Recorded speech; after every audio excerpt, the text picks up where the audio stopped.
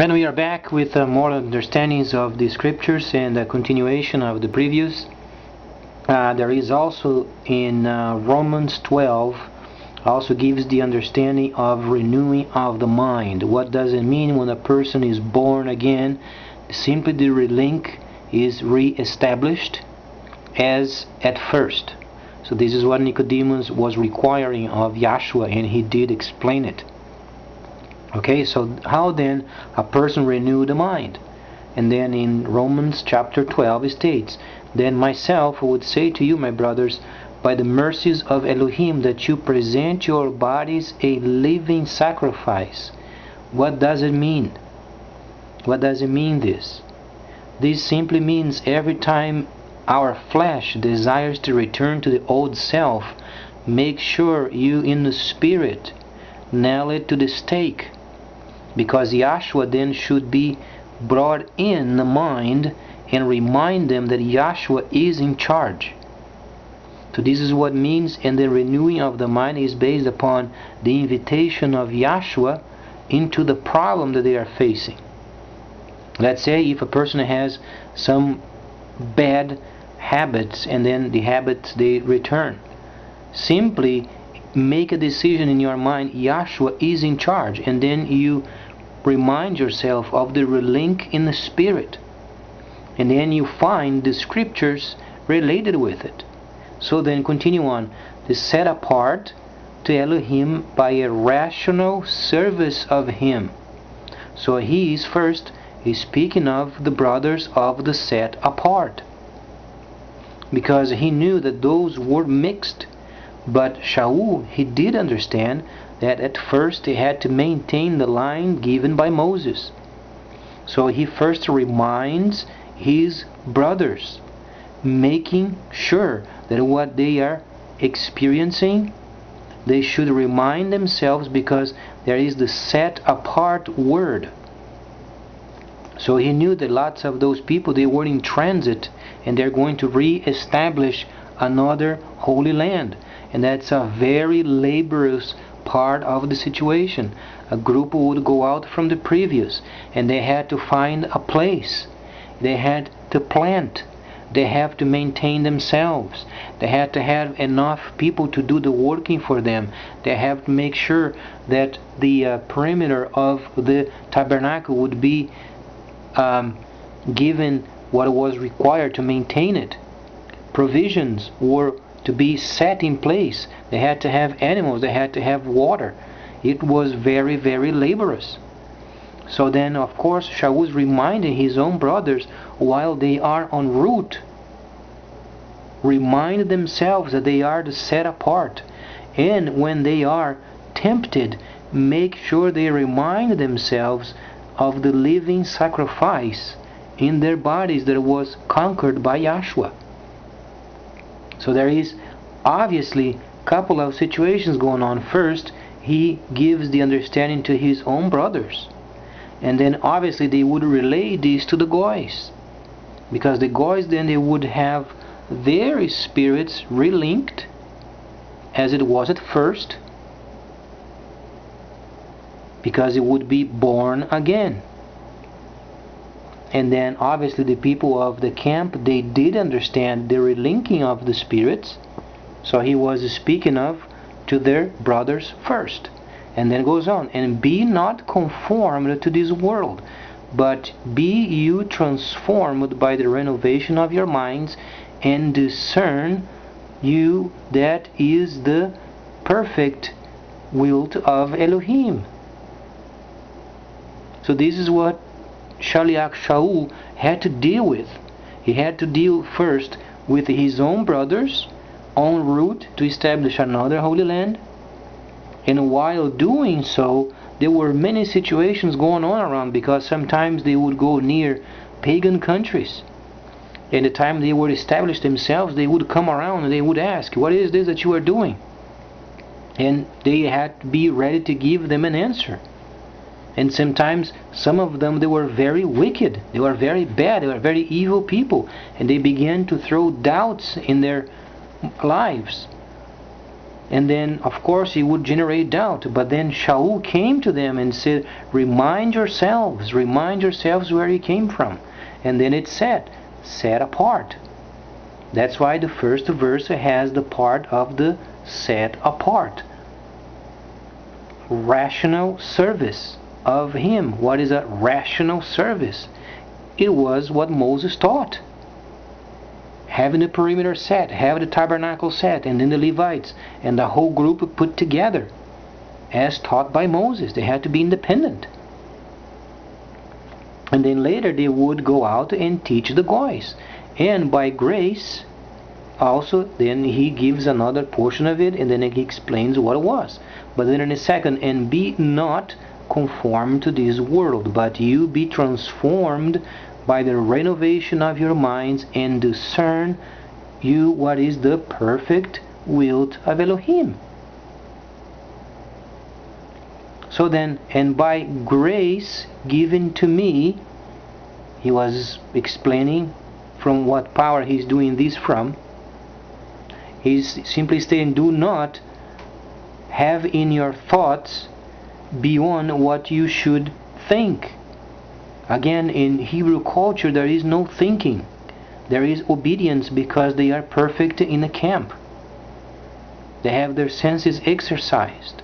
But since a portion of it he is speaking with his own brothers, and then obviously they had to relay these to the goys, start making sense.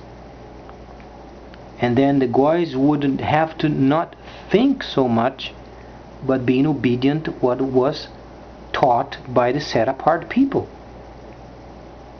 And then goes on, for as we have many members in a body, so also there are functions.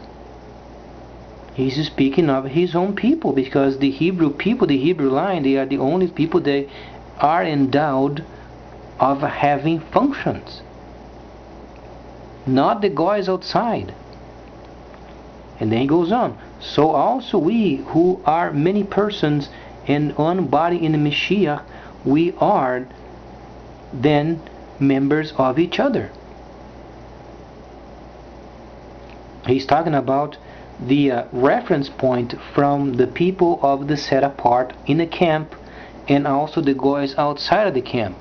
They had a link with each other, but they were separated. And that's why sometimes in the Bible out there, in a regular Bible, is extremely confusing. A person can't make a distinction. They think the whole situation is mixed up, and it's not. Truly isn't. And then he goes on. Then he explains what it means, the functions of the Spirit, Ruach HaKodesh, only given in the Hebrew language. That's why there is no mixing with the outside. Though they have a reference point in Yahshua, the Mashiach, they are to be separated until Ruach HaKodesh invites them in a camp. So then continuing, so also we, this is the 5th verse of the 12th chapter, who are many persons are of the same body, Yahshua, and members of each other. But we have distinction of functions given to us by the measure of the anointing. These are only for the set apart believers, not for the guys outside of the camp. And then he goes on, there is that of prophecy after the measure of the anointing given for prophecy, and there are also ministrations, and then these after their own measure of anointing, and then teaching, and then healing.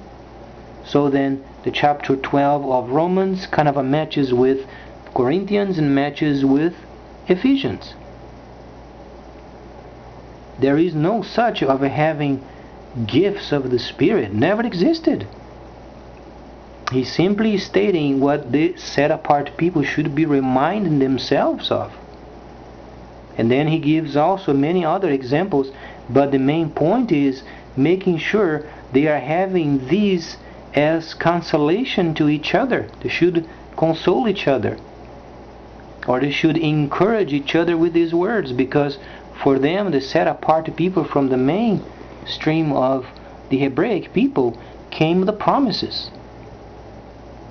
And Ruach HaKodesh's functions are only for them, not for the guys outside.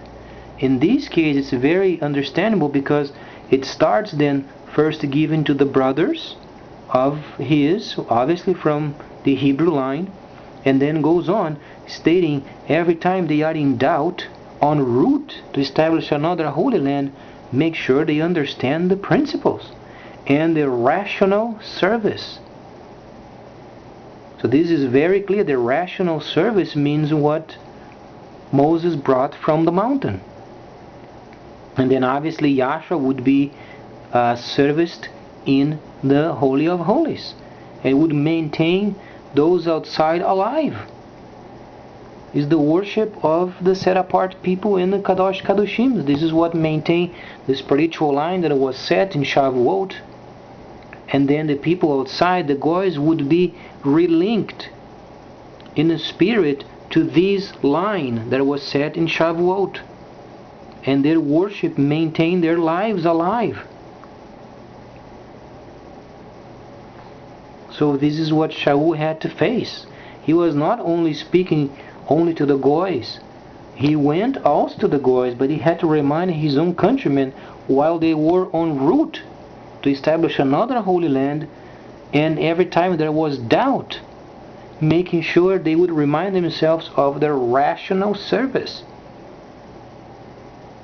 So it was very unique, very interesting understanding this, because then the integrity of the set apart people is never left out, always in context with the Torah. So then the people outside, they have a reverence for the camp where Elohim inhabits.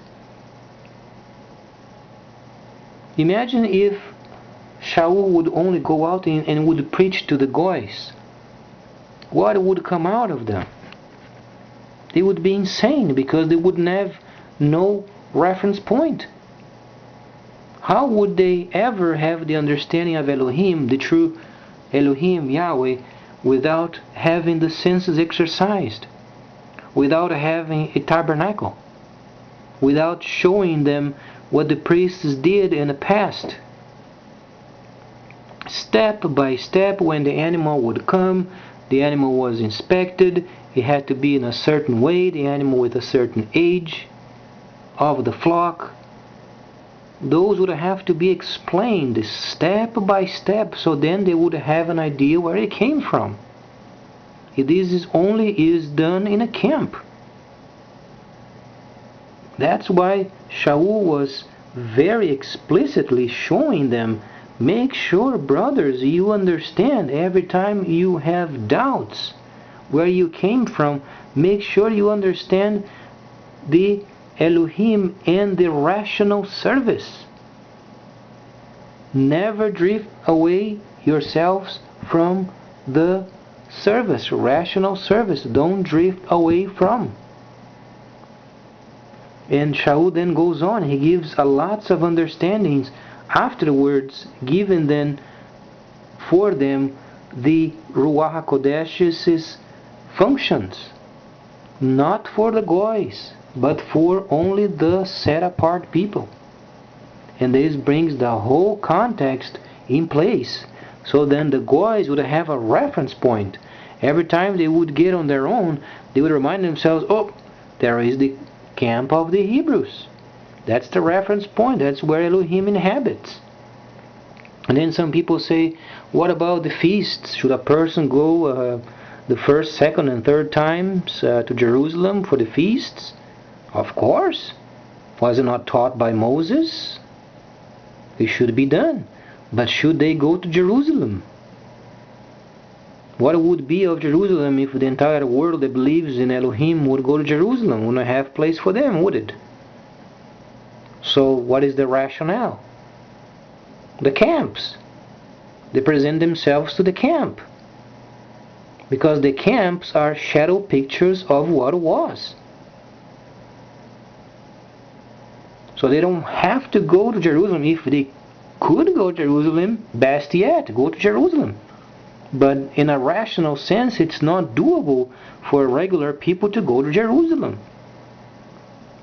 So they would go to the nearest camp. It's a representative of Jerusalem. And then when they would bring in glad tidings of what they obeyed Elohim through the mouth of his teachers, then the people would say, what would it be like this kingdom to come? Then they would point to the east, go to Jerusalem. This is what's going to be like in the future. Very simple, uncomplicated. Much more coming up.